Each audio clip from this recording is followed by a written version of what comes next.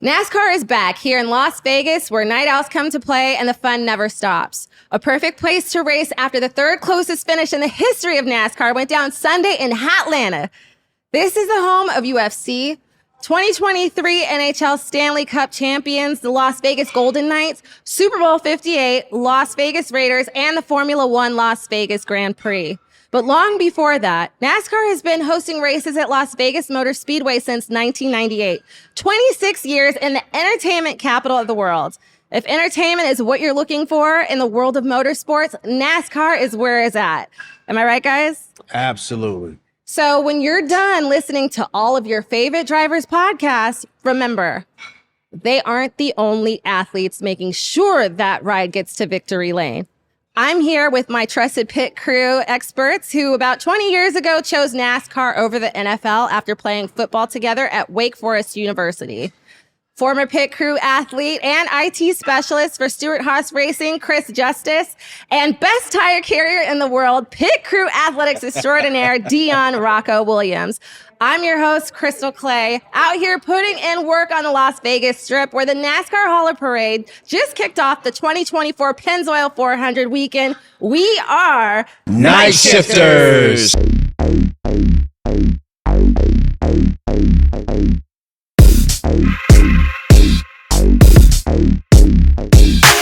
So finally together in living color on camera with you two, and we are coming off of one of the greatest finishes in NASCAR's history.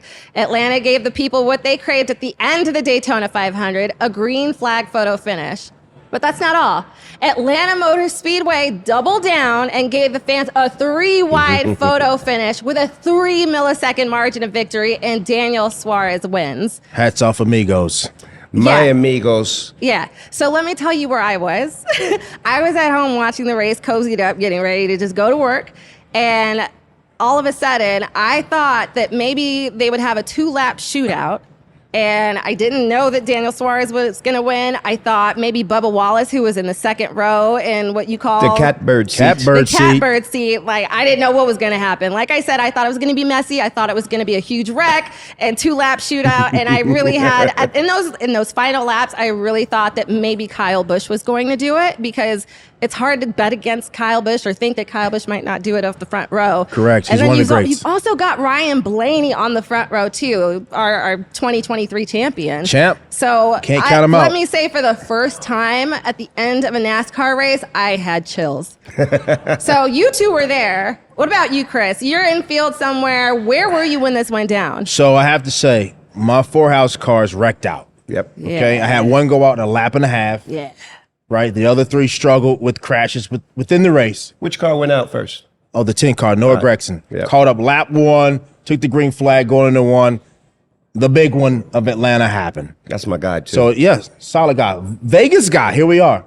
Shout out to Noah, right? So he's And out. Riley. He's not out, but he's struggling, right? He's in survival mode for the rest of the race, Yep. right? So then we have Josh Berry gets collected.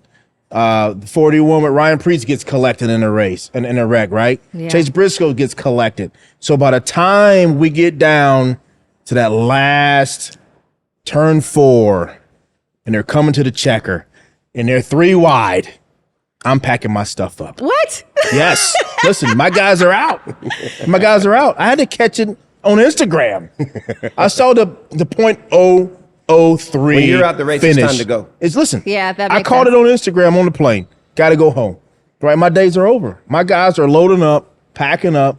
I mean, the 14 car was cutting parts off, for Christ's sakes. Right, it was a big deal. So I you didn't still see clocked it live and in person with all the energy and all the right. I missed all of that. So when you actually did see it, what was your reaction? Oh man, hats off to Daniel Suarez. Right? Not only was he a Stewart Haas guy, but he's just a super awesome guy, a diversity guy. Yep. Right? Hats off to him, man. Like, he earned it. Right? He drove hard. He finished the race. He was there at the end. He got the push that he needed.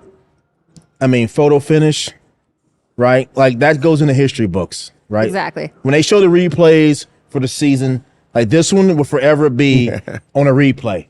Trackhouse is doing a good job with those moments, Hats making off it to on the Trackhouse. Sports Center and everything. Absolutely. Viral moments. Exactly. Yes. I was And in pit stall 40. I was going to say, where were you? Because you also brought your sons to yeah. Atlanta. This is your home track. ATL shouted. And you were hanging out with friends from high school. It was a vibe for you.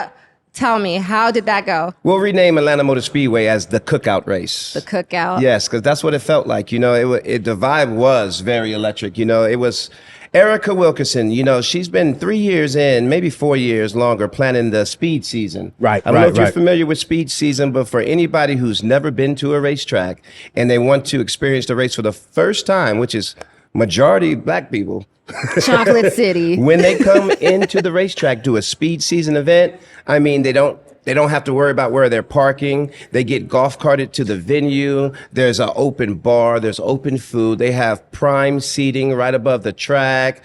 The music, live music. They had celebrities there. And it was, when you walked to the racetrack, you felt like you were walking into a nightclub, you know, a day party at CIAA or something. It was just, it was lit beyond being lit. And it was just, it was so good to see in my hometown, you know, because I was used to coming to Atlanta deep, 20 deep, got to get hot passes for all my family. We get here, they didn't know where to go. I had to manage them, show them where to park, tell them to be here 3 hours before the race. Having an event like that, it just really creates an experience for the fans, especially when it's your first time experiencing something like that. To do it on that level, I feel like everybody who took part in that event, you know, they really got their money. They really got an experience and they learned something.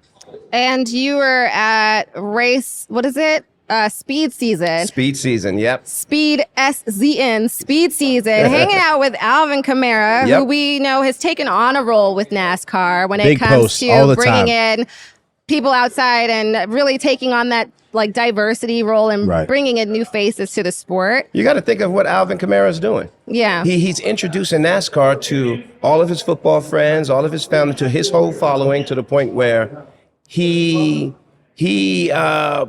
validates how cool NASCAR is. And then coming from him, as opposed just to status quo us, of course we love NASCAR because we're in it, but to have someone like him from stick and ball, you know, from the NFL, to embrace it the way he does. I mean, the guy is driving NASCAR pace cars to the locker room.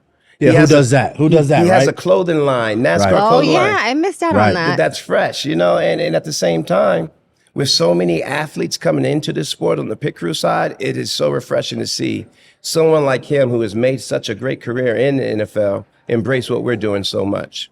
And you also were doing a lot of work with Rajah, who actually just recently, HendrickCars or Hendrick Motorsports, Yep, excuse me, yep. Has taken on the full season with him in their ride for the Xfinity series. No, for the truck series. That's right. Yep, for the truck series. HendrickAuto.com is just announced that they're going to continue sponsoring for the remainder of his races. That Shout were outs to unsponsored. Rajah for that. Well, That's big. Not just shout out to Rajah. Rajah was already our guy that was going to transcend black fans into this sport because he's so relatable. So I'm really shouting out Hendrick Motorsports Inspire for stepping up and putting Rajah in a position that he can race full time.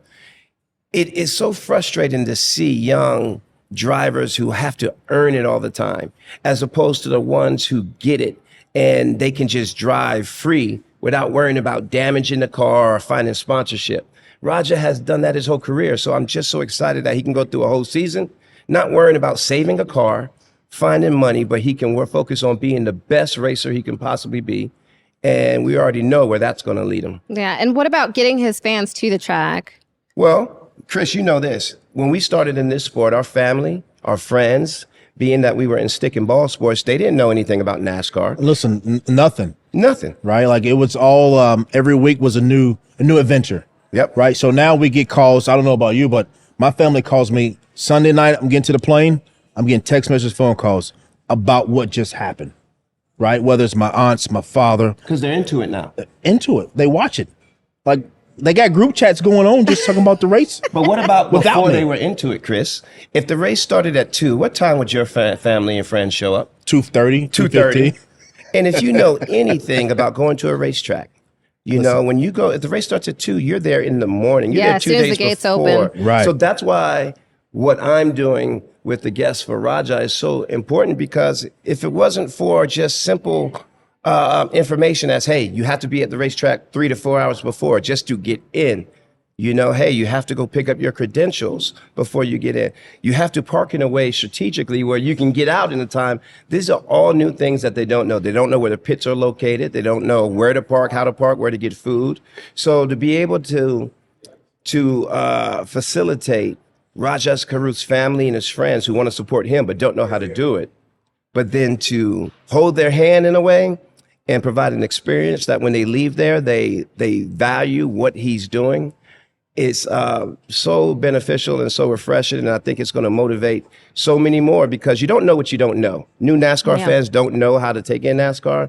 It is such a great opportunity and a responsibility on us to make sure we navigate that. But what you did was create memories. Yes. Right? So not only does Rajah have a memory, right, but the fans and the family create that memory with them. Yep. So now they go to Thanksgiving talking about what they did in July when they was at the racetrack with them. They're planning Thanksgiving. Right, they're around planning, NASCAR. and then they go into the next year thinking, all right, so I really like this track, but I really like the way this track was laid out. I really like the way this town hosted the event. I want to go back here. So they go back and they bring 2 more people with them. Mm-hmm. Right, so now you got 20 people versus the 10 people you had in the beginning because of the dynamic of, you know, voice and the word of mouth. Right. Yeah. So that's how our business, that's how our sports grows, right? Yeah. I was going to say it's very word of mouth. Word of mouth is I where mean, it's you at. have to give credit to NASCAR for doing the marketing and the efforts that they make, but something has to be said about that word of mouth experience. I brought my family in LA to the Clash. They live right down the street, and I got them all passes. We've got twin girls that are teenagers. They've got a son that is in his early 20s, like just, you know, experiencing life as an adult, living on his own now. Right. And their parents out to the track. And I mean, they knew who Bubba Wallace was, I guess because of all the media that he got in 2021, 2022, and all the sponsorship. Right. But once they arrived, they saw the race cars. They loved the energy around the track. They loved the sound, and they're excited. Like, they're waiting to go to another race. The only thing is Fontana is not running right now, but NASCAR is the world's best ASMR. When you go to the race, that ASMR kicks in. You hear the sounds. But you feel also it. get smells. Yes. Like when I walked into It's the sensory Clash, overload. Yes. Yeah, when I walked into the Clash, like, mind you, I haven't been around the track like you guys have. Right. You know, so when I'm walking in, it's been, 3 months? And I walked up and I just picked up that fresh burnt rubber smell, and I turned to my editor and I was just like, oh my God. NASCAR season. Let's go. It's going. And I kind of want to go back to that cookout vibe that Yep. Atlanta has. Yep. I feel like the only other track where I've experienced that is Worldwide Tech. St. Louis. St. Louis. Yeah. And Yep. that also Yeah. feels like a cookout. So Well, why do you feel like that? Because the owner might be a black man. That's true. That's why. That's true. You know, you notice that a lot of the tracks, you know, let's look at Phoenix. yeah. You know, they're vibey tracks, Yeah, I like to say, yeah. and that they look at how they entertain their fans and provide experiences differently. Yeah. And I think that's a welcomed thing. You know? I sent my brother to his first race at Worldwide Tech. Listen. And the first thing he said to me, he was like, Crystal, it's black here. I like it. I was like, good. Like, now you feel comfortable. He was by himself, you know? Right. So, and I reached out to a few people. I think I reached out to you as well. I was like, hey, if you see my brother, just reach out to him, say hello. And now I think he sends me text messages when I'm not even watching a race in real time. Goes back to the point what saying when you bring that family in, Yep. right, and everybody's on board. Yeah. Right. NASCAR is blacker than what we think. Well, I think they have everything there, but it's Yep. just like, I feel like you have to know where to look. Yes. If you're strictly watching it on TV, you only get a hint of it. But that's where the experience comes A in. small You have to portion go. is on You TV. have to go. You have to be there. Have You to have to go. hear the radio. You have to hear the cars. You have to see the pit stops. You have to feel the vibe Yep. that we keep bringing up. It is a vibe, right? Yeah. It's a moment. It's Yeah. a movement. Yeah. Like TV is, they follow the lead cars. Exactly. It's nap time. Yeah. Right? But when you're there, you see so much more. right? You can watch the mid-pack. You can watch the battle for fifth for 45 laps. You have such a huge vantage point when you're actually there, and you get to choose what you want to watch. Exactly. Another thing we're forgetting too, we're at 36 venues. We're in different cities every single week, and every city looks at that as their Super Bowl. So when we come in there, these aren't regular season games. This is a race that they've been waiting for 364 days to come back, and especially if we don't race there twice. So when you look at it from that perspective, it is a responsibility to put on a good show for not only for our fan base, but also to make sure the guys and the girls in the sport are doing the same thing, because it's a big responsibility. It really is. Well, let's talk more about Atlanta, because you just said to put on a big show. Atlanta has now become this track where they are always putting on a big show. Right. But something that happened this week, which I'm actually kind of curious about, Chris, since Chris works over at SHR. Are y'all cheating? Listen, I won't use the word. Ask the man like that. Straight up. I want to know. I won't say we're It's cheating. roof rails. Right? Okay. Of course They're you won't say trying. it. So long They're story looking for short speed. is the governing body, NASCAR, was not happy at the way that the self-made roof rails were made. Self-made. Self-made. So these So aren't you're not these aren't supposed- mandated. these are not a mandated bought part. Yep. Like the fender's hood greenhouse. Okay. Every team makes their own roof rails. Okay. So it wasn't the fact that they were made incorrectly. They just were not happy at the way that they were made. So you fall in that gray area, right? It's just one of those deals. So me as a fan, I could call it cheating if I want to. I won't.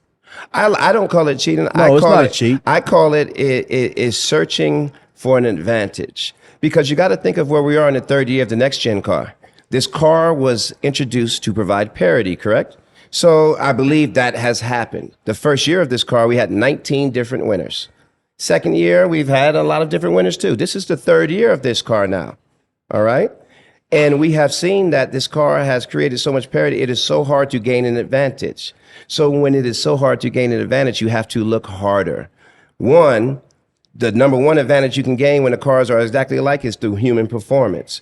Two, where you're looking for to gain an advantage is where everyone else isn't looking, via gloves, via roof rails, via whatever the case may be. I think it's kind of ingenious to think of it like that, because these engineers are paid to do this. Okay. At the end of the day, this is a performance sport.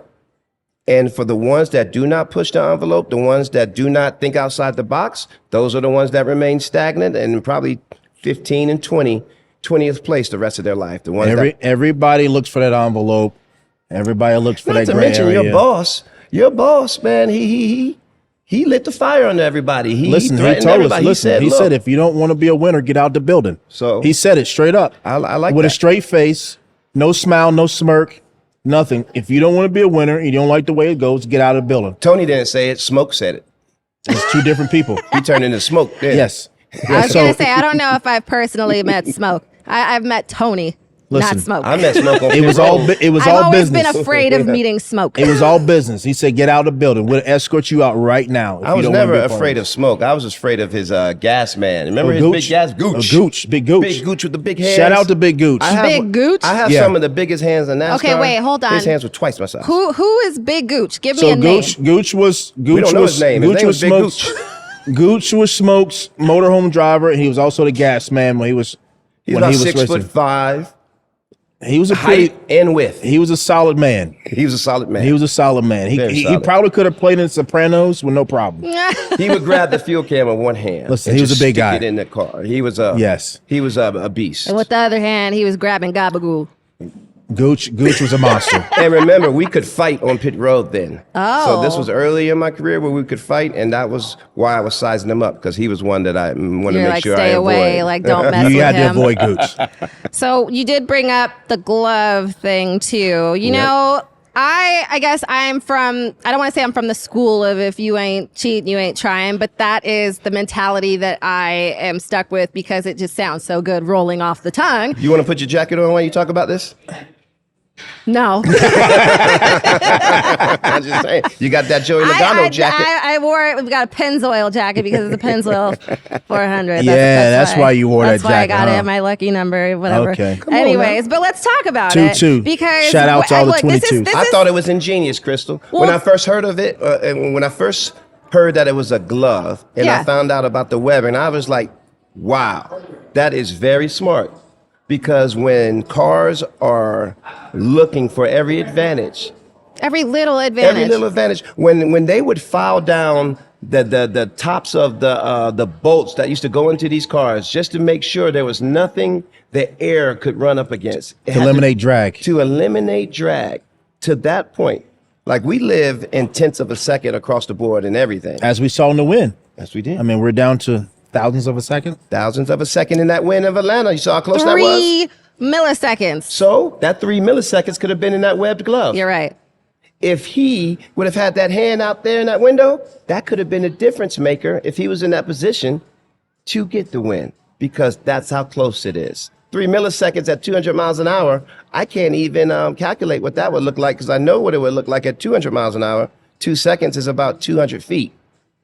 You get what I'm saying? So I just feel like that was very, very outside of the box thinking. I applaud them. It's genius until you get caught. Yeah, but it was just very strange because I like we've never seen anything like that. I just learned by that whole experience that the drivers are allowed to put their hands out the netting, right? To get a little bit of an advantage. Well, you have some that are grabbing nets, and it's a whole other concept. Who would have thought to modify? Who would have thought to modify a glove? And before you said that to me earlier, if you ain't cheating, you ain't trying school. It's just weird because you modified that glove to get an advantage, but NASCAR actually came down on them. But they came down on them for it being a safety problem and not for cheating. There you go for the gray area, right? Yeah. There's no rule for gloves in that respect, right? But SFI is only regulated. For safety. SFI is regulated. Yep. But every driver you notice on the speedways put their glove up or their hands up at the A posts, right, to deflect the wind or the air while they're going down the backstretch. Can I tell a story that provides context? Yeah, I love stories. All right. So we have to wear SFI fire retardant underwear under our fire suits. It is very hot at some of these racetracks when you have to wear all your underwear underneath the fire suits. And mind you, if I'm on fire, the underwear is just going to protect me for about another 1-2 seconds, but I'm still going to burn. You know, if it's that case, I'd rather just stop, drop, and roll. Yeah. Long story short, I'm saying this because I feel like the Under Armour was useless. I mean, the underwear was useless, but it was mandated, right? So I didn't like wearing it. I didn't like wearing my Under Armour under my fire suit. I didn't wear my head socks. I didn't do any of that because it was too hot. The gloves, SFI gloves, are too bulky. When you're grabbing a tire, you have to fit your hands into a small area. And when you have bulky gloves, you can't do that. You lose grip.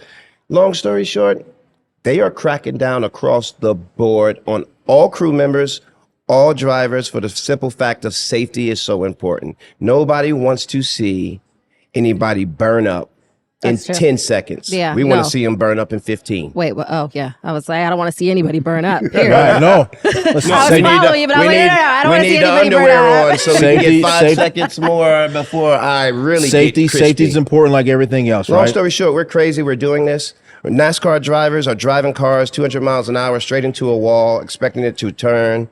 They could die any day they get in these cars. Pit crew members can get ran over by these drivers anytime. We're a little bit off on why we do this, and it's exciting for us. People who can't understand that probably won't become race car drivers, or probably won't become pit crew members. Exactly. Maybe they'll become journalists. We're a little bit off.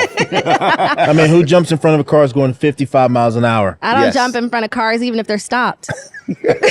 Human frogger is what we do. No, I stay on the sidewalk, look both ways, and stand on the sidewalk. See? Yeah.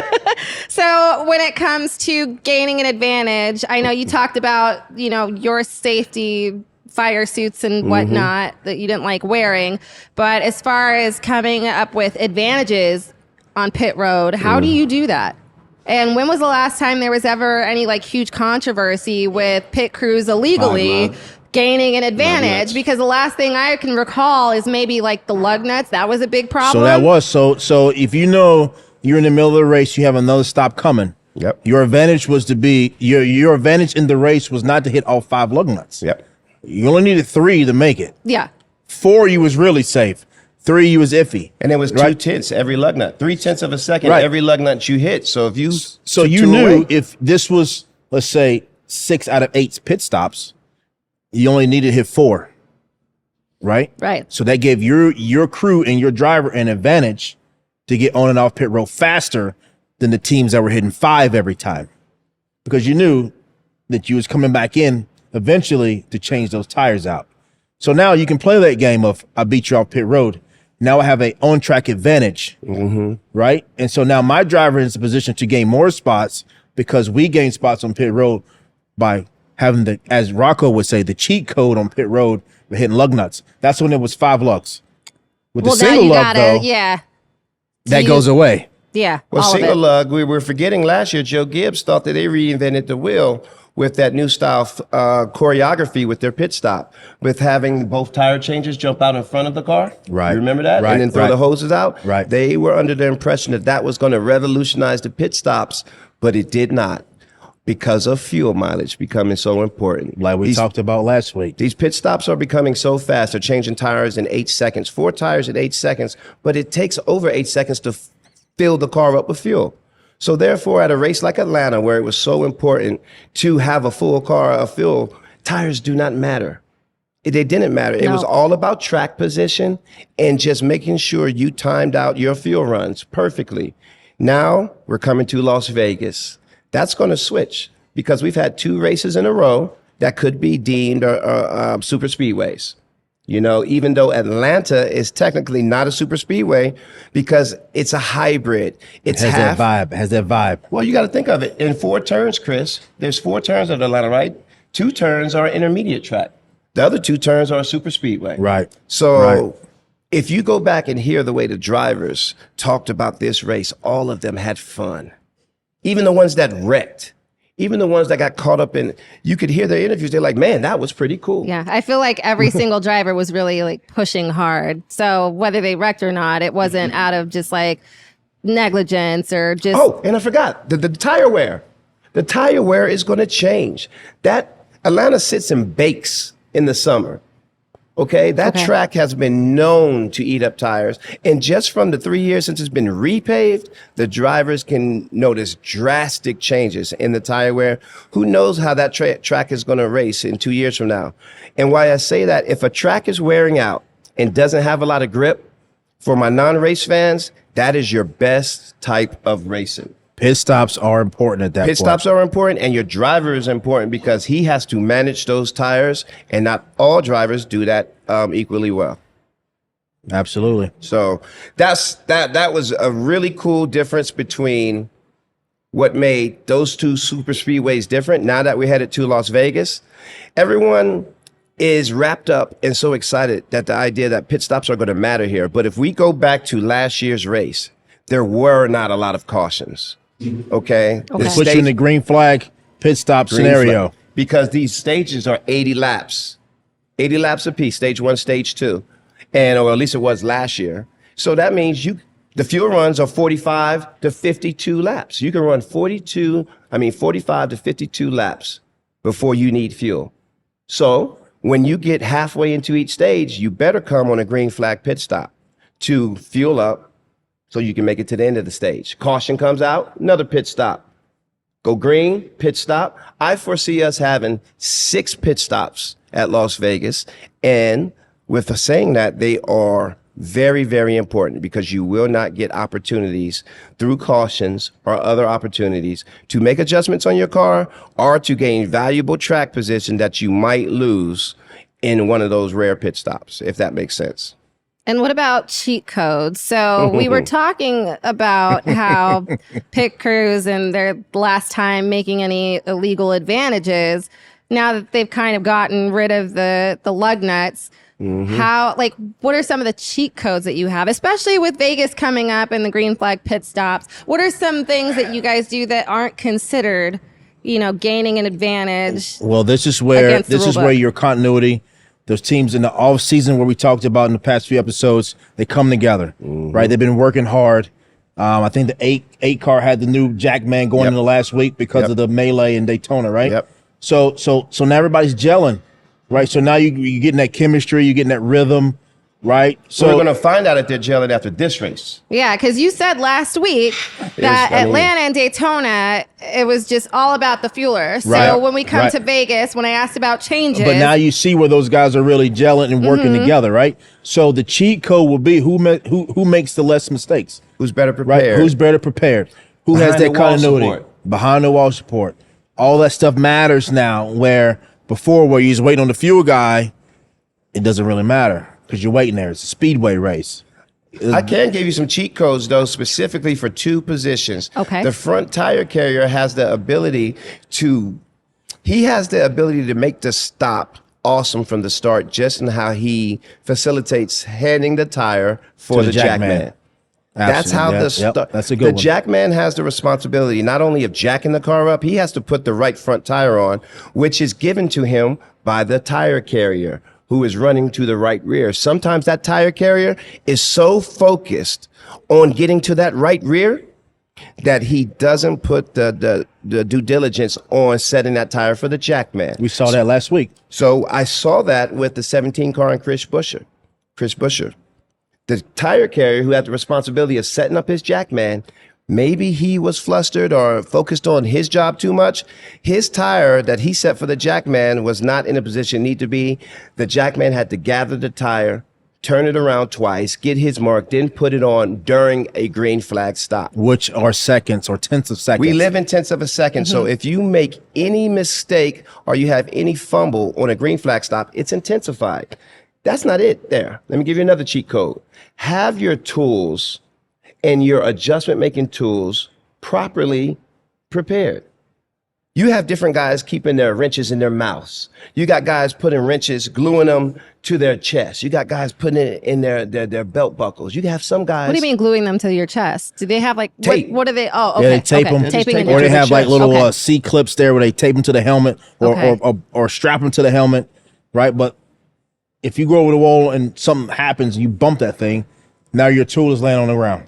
Happened with the 17 And car. that's a penalty, right? No, it's not a penalty. It slows the pit stop down. It just slows your pit stop down. You'll see it in our video when the Jackman, who was responsible for making the left side of adjustments, he has the wrench on top of his head secured. When he puts the tire on, that wrench falls off and he doesn't even notice it. So when he grabs the top of his head to make the adjustment, it's not there. So he had to go back, find the wrench, make the adjustment during the green flag stop. That added 3 to 5 seconds to that pit stop. And on a green flag at which speed, can take you out of coming in second or first to now you're 7th and 8th because of those little malfunctions. Absolutely. All right, guys. Actually, we do have some video from Las Vegas last year, right? Some pit stops. So let's go ahead and go over that real quick. All right, I want to show you this video when I told you the cheat codes were there with the tire carrier. Notice the front tire carrier is the one that runs around the front of the car, and he is setting the tire for the Jackman. But when he sets the car down for the Jack, do we need to? It is not in the right position. And the Jackman, as we slow it down right here, you see him turning the tire 2 times, then he puts it on. Right now, it's not correctly set. So now as the Jackman jacks the car up, look at the tire, how it's fumbling around. He has to spin it once, grab his hands, spins it twice, and puts it on. There is no less than 3 seconds lost on that alone on the right side. So then when you go to the left side, you're going to see the left side adjustment that the Jackman has to make. He reaches up, the wrench fell off. He had to go pick it up, put it back in. That is a race pit stop killer. So all I have to say, cheat code on that, tire carriers, get your mind right. Set that tire right for the Jackman. Jackman, secure your tools. You cannot look, fumble on adjustment spots, pit stops, especially the left side. Now we go to the tire changer. Our tire changer, my cheat code for the tire changers, roll your front tire. Long story short, I'm not going to say roll your front tire. Not all front tire changers are created equally. Some tire changers can just beast a wheel out of the wheel well. Once they hit that single lug, they grab that tire, they pull it out, and they roll the tire in a way to the wall where I'm telling you, if you see this, look at the front tire changer, how that tire rolls to the wall. He pulls it out, boom, going to the wall, unaided by itself. Cheat code right there, because formerly, the tire changer or the carrier would have to take that tire to the wall. Look at this, Ryan Blaney's tire changer. He holds the tire a little bit longer, maybe because his upper body strength isn't where the other tire changer, carrier changer is. But at the end of the day, there is valuable time gained or lost in that transition of hitting that tire, pulling it out, rolling it to that wall, and not getting penalized with unsecured tire penalties. And for those that have never done it or are watching this video, those times, those seconds are valuable. It didn't look like a lot. Yeah, he leaned back a little further, right? And his roll was slower, but it's all seconds, it's all time, and it all adds up in the end of the stop, right? The cumulative stop that happens, right? And you go to the times, driver in, driver stops, the pit stop, it all adds up quick. And those little itty bitty things add up fast, right? You got the guy, the jackman, flipping the tire, dropping the adjustment wrench, right? It all adds up. And here's the point. These things are going to happen. There is no way to be perfect. We are human beings. So let me send a PSA out to all you unrealistic crew chiefs and unrealistic team managers that are hiring these human beings to pit these cars. They are human. And at the end of the day, we are asking them to do inhuman things consistently, repeatedly, and never messing up. You have to be prepared for a wrench falling off, a tire falling over. But what's going to separate elite athletes from others are the fact that they don't happen time and time again.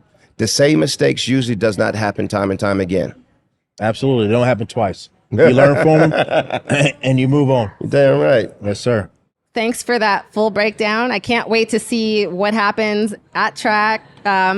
Vegas is actually one of my favorite tracks, and especially from a fan experience. Yeah. I don't know how many tracks you get this access, because I've been to Daytona, I've been to Phoenix, I've been to Fontana. God, I miss Fontana. Anyways, I've been to Fontana, and we have the Neon Garage. Yes. That is one of the viewers best get to stand on places. top and look down and watch what's going on. Yeah, not only that, if you have like access to the Neon Garage, you can also access pit road from a barrier. So if you're looking at the media center, there is like a little gap between the media center and pit road. Right. And they kind of stanchion that off so that people that have the Neon Garage access can kind of get a close-up view of what's happening on the other side from the pit crew standpoint. Okay. I mean, your what do you call them? Your work boxes. Right, the pit boxes. Thank you. I don't know why I couldn't think of that. Your pit boxes might kind of like muddle the view a little bit, but you can actually see quite a lot. And before the race, you're able to kind of walk up and down pit road and have conversations with the pit crew and ask them about what they're doing, like prep work. Like they always like that, but right? But they give you that experience we talked about in the beginning of this podcast of the smelling and the hearing, right? Even though you're not in the pit box, you're still close enough to get that feel, and you can feel the tire guy cleaning off his tires to get his wares. You hear the guns go off. You see the jack man running around. Like, you get the squeal of the tires when that car leaves the pit box, even though you're not necessarily in the pit box. You can still leave with your eyes burning like hell. Yes, you're there. Vegas is one of my favorite racetracks. And remember, Chris, you lived out here. Vegas didn't always look like this. You know, they dumped a lot of money, you know, millions of dollars to get this track the way it is. And at the end of the day, it's one of my favorite venues to go to. It's just a lot going on here. My top races, and I say this ever since I've been here, was Miami, Atlanta, Vegas, and Sonoma. Those are all these Sonoma's huge. great. Oh, I love Sonoma. Yeah, it's a good time out But there. Vegas, I mean, at the same time, Vegas there's is just so nice. much going on here. Yeah. And it's just a good energy, and it has turned really into a great race. Our West Coast swing used to be 3 races. We used to be at Fontana, Vegas, Phoenix, and then, you know, they threw Atlanta in there for Phoenix, and it kind of shortened our West Coast swing in a way where It doesn't feel like it. It doesn't. It feels so. Growing up in LA, like we used to. So I live here now, but growing up in LA, we would do little turnarounds. You know, you drive into Vegas late at night. We might stay at State Line for a little bit, which is about 30 minutes out, and then pull into the Strip. My dad will gamble. He sends us to go ride roller coasters at Circus Circus. Circus still looks the same, by and the then way. we go meet up with him again, and then we go right back home. It's just a quick turnaround, and that's what it feels like is happening now because Fontucky is gone. It's gone. For now. It For now. definitely took the West Coast swing out of the mix. Yeah. Right, and everything feel like it's shortened up. But it or- kind of or- added value to this race in Phoenix, where we go to next week. Because we're on the East Coast, and Where we do you like guys coming out go, here. where you guys go next week. I think I have to miss out on Phoenix this time, but please say hello to my queen. It's a dry heat. Latasha. Oh yeah, Latasha. the I love dry her. heat. She's in the dry heat right now. But Latasha is doing a damn thing with her Yeah. racetrack. It's always fun to go to her racetrack because, I mean, she thinks outside the box. Yeah. She really engages with friends. And when you have race fans walking around Phoenix calling the president by her first name, Man, and somebody taking called selfies me with her? president. Well, that They're just like, goes that's to show how- Latasha. Well, How Yeah. in tune she is, y'all right? kind of similar a little bit, No, she's pretty. Pretty her. I love her. I love her. I love her hair. I wish I could wear my hair like that. And she's got Shouts out great. to Track Prez, Latasha. I know, and she also she doesn't. I don't want to say she doesn't look corporate. Like whatever. She looks like she's having fun. Yeah, she looks she's like doing she's a a good job. perfect fit, and she has her own personal style that she brings to the track. Not like pressed shoulder pads and pantsuits. That's the whole new energy. That brings the vibe, right? Yeah. Richmond president is doing that too. She wears the sneakers too now. Oh, yeah? and all of that. I see a lot of that going on now, of a shift in the vibage. There's a lot of vibage and sneaker culture Oh, in yeah. our garage here lately. Yeah, Yeah. Well, absolutely. the fun is definitely starting now. People always said the real race season doesn't start until after Atlanta. With the schedule change, that still rings true. Rings But true. now I feel like the West Coast can be considered a real part of the season where Yes. big changes are going to be made. So Yes. it still leaves a heavy impact on the rest of. This sets you up moving forward, right? Exactly. How you come out of Vegas, how you Yeah. come out of Phoenix, sets you up. Yeah. So those who don't know, after the first 5 races, the points reset, right? Mm-hmm. So you got to come out of these next 2 races, meaning Vegas and Phoenix, Yeah. and some good point standings. Well, now we don't necessarily look like NASCAR's redheaded stepchild. So No, I no. enjoy that. Yeah. So right before we leave, we had some breaking news today. I know you guys know about this, and I kind of feel like people kind of saw where this was heading, Yep. at least part of the way. But we all kind of figured out that Dale Praise Dale, Jr. raise was hell. no longer going to broadcast with NBC. However, as you know, He's going to Prime. Prime, yeah, Amazon. now he's at, well, How cool is that to say NASCAR's on Prime? Listen, NFL You know? did it. Yes. Right? Every Thursday, right? Every Thursday and it was I, on and Prime. I was watching it on Thursday. I mean, 'cause I People knew where to find complained, it. I people knew where to find bitched, it. right? But guess what they did? They dialed in, right? So if you move Dialed Dale Jr. to in. Prime, guess what's going to happen? They're dialed in, buckled up, we're ready to right? go. Ready to go. They're dialed in. My cord been cut for 12 years anyway. I've been on a Fire Stick for 12 years. I've been streaming for a long time. I stream so. everything on Hulu. Once I found out Hulu has live sports. Welcome to the Welcome. future, NASCAR. Welcome to and the 2024. streaming. That's where that $7 billion is going. You I know, want some of the some. That was streaming part of the revenue. TV deal, right? Like, listen, you had to take a brand, and Dale Jr.'s a brand, right? Yes, he's a phenomenal guy. And he talks it. Right. He talks it legit. He talks legit. I'm He's just- been there. He's done that. In a way but that he's you a can brand, understand. Yeah. right? So you Dale take that Jr. brand and you take him to the next venue, right? So now you move part of that old venue with you, right? So now you bring in those fans with you. Yeah. Right. So it's a smart move. Yeah, I'm glad to actually hear that because I given the thought that maybe he just wouldn't be in the broadcast booth with NBC, people are just like, well, maybe that's it. And I mean, I live for those moments where you just slide job. So Right. I'm glad this is like kind of gone in a different direction than we all. Yeah, he kind of slid right probably- into Prime. He's right there. Dale's It's a our logo. perfect He's our fit. mascot. Perfect I fit. can't imagine, not listening to a race that Dale's not a part of in Yeah. some way or some point, Yeah. because at the end of the day, he does it really, really well. And he's validated. Yeah. I believe everything he says because he's done it. and this is something that I really feel like he's a part of, you know. So I like hearing that he's coming up like that. Well, I look forward to this race weekend. Like I It's gonna be said, fantastic. big shout out Windy. Oh yeah, it is. Heard about the wind has wind. already started. We were supposed to be outside tonight, but I really wasn't expecting this wind until the second. But Right. this season or this race typically has heavy winds, What's especially a during category 3? a hurricane. I Can don't we know. race in a category 3? Yeah, probably I think racing so. They'll everything just take else. off, right? As The long cars as will there's just take no, off. as long as there's no rain, we're good, right? We're not gonna say that R word. No rain. Nah, No we'll rain. be, No don't, rain. well, don't say it. No rain. No rain. Can't We're not have gonna it. say that R word. No Can't rain. have it. No rain. No rain. We'll be all right. No rain. We'll Rain be all Man. right. No rain. Rain dance. We're going to get a little more of that dry raining. heat, hopefully. Yeah. Well, special thanks to Beer Park Las Vegas for this special taping of our podcast. If you aren't going to make it down to Las Vegas Motorspeedway this weekend, this is the best spot on the strip to watch any sporting event. Since the NASCAR Cafe no longer exists, you can catch all the NASCAR races here at Beer Park during your Vegas spring or summer vacations. Beer, a bunch of flat screen TVs, amazing views of the Bellagio fountains and the strip behind us, and overall great atmosphere and staff.